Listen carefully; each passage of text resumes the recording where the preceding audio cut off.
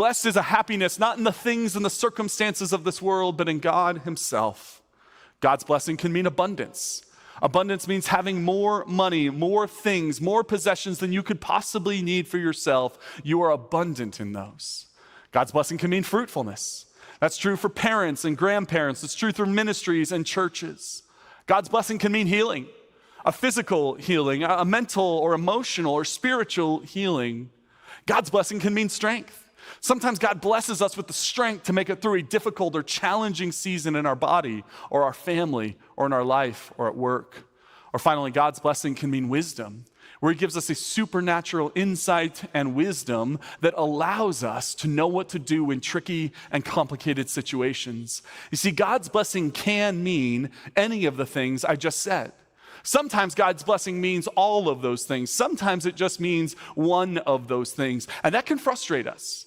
And it can frustrate us because what we want is for blessing to always mean the same thing for every person. But the reason it doesn't mean this is because God isn't a vending machine distributing blessings. He's a father who's blessing his children. This is the blessing we're after. This is the blessing we want. We want the blessing our Father gives to us.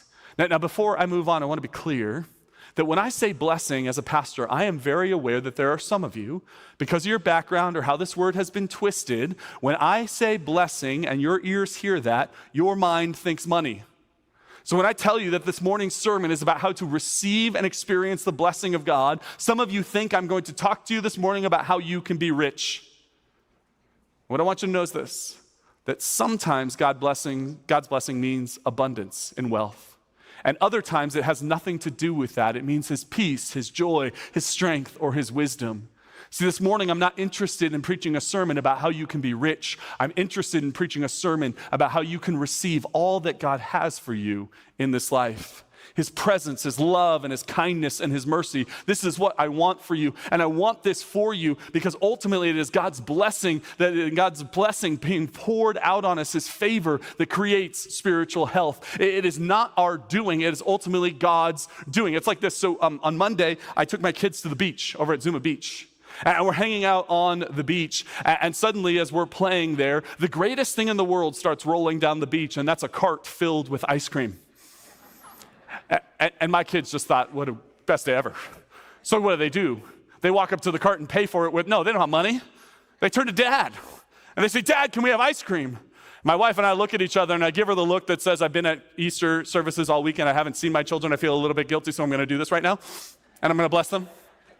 So I go down and I get some ice cream for them, and they're sitting there on the beach eating the ice cream. They're all excited about this. But here's what you and I know. My children didn't get the ice cream for themselves. They had no capacity to get the ice cream for themselves. My children, if I was not there, would have no ability whatsoever to get ice cream. They got ice cream because their father blessed them with ice cream. And if on many occasions, which I have said no, I had said, hey, no ice cream right now, they would have been disappointed, but no ice cream for them. And here's why I share this with you when I talk about God's blessing and the spiritual health it brings. Spiritual health depends on God's blessing, not our behavior.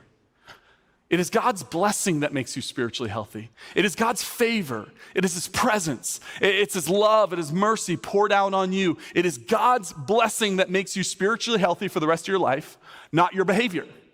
Now here's what some of you will react with. Great. Well, I don't have anything to do. I'm just gonna get to lunch early today. Right? If there's nothing I'm supposed to do and God just gives it to me, then that's fine, but that's not at all how it works. So I want us to understand that God's blessing comes not through our behavior. Spiritual health comes not through our behavior, but through God's blessing. But our job is to position ourselves to receive the blessing of God in our lives. Thanks for watching this video. Please like and subscribe to get more content so that you can live and love like Jesus.